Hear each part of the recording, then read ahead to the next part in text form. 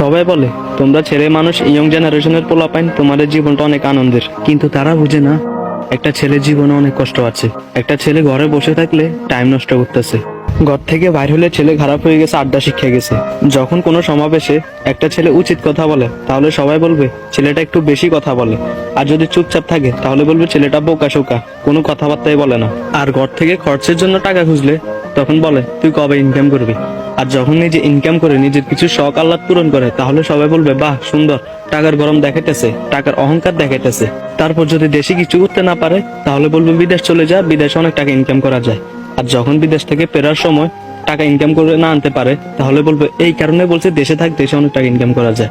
আর last একটা final কথা হচ্ছে, একটা মেয়ে যদি এক ফোঁটা চোখের পানি ফেলে হাজারটা মিথ্যা কথা বলে সবাই বিশ্বাস করবে, আর একটা ছেলে যদি সারাদিন কান্না করে হাজারটা সত্য কথা বলে কেউ বিশ্বাস করবে না, যতক্ষণ ছেলেটা মারা না যাবে।